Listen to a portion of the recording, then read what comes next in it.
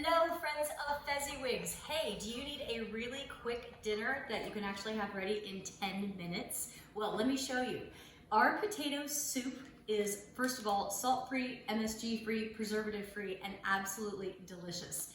It usually takes about a half an hour to make this soup. However, I'm going to show you a great trick to make it literally in 10 minutes.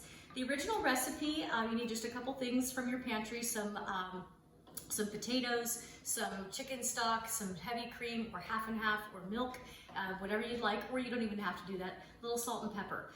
But here's what we're gonna do. It asks for some chicken stock and some water to get started with, along with the soup mix. And it tells you then to add the potatoes, and you're going to let that go for about a half an hour. What we've done right now to make this super duper easy is we've got the water and some broth in here.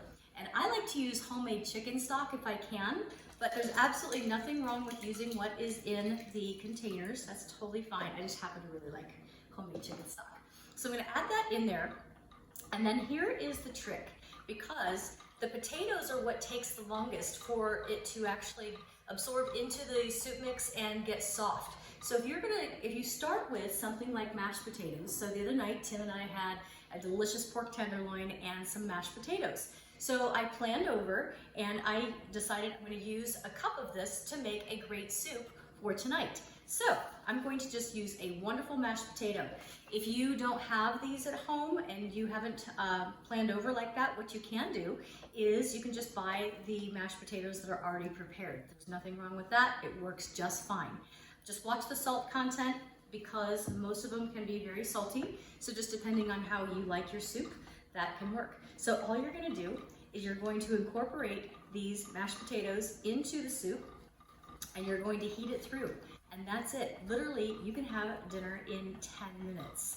So along with the soup, we love our wonderful bread mix. This is our onion dill, and it does take about 12 hours to rise. So what I like to do is I'll put it on my stove and let it rise overnight in a bowl, and then so like 8 o'clock at night I'll get it started, and then the next morning I'll bake it off, and then I've got fantastic French bread, fresh bread for dinner that night. So this one's the onion dill. I absolutely love that. So it's perfect, of course, with potato soup. So we're just gonna take a look at this. Wonderful. This would be great with bacon. Why not? It'd be great with some chives or dill.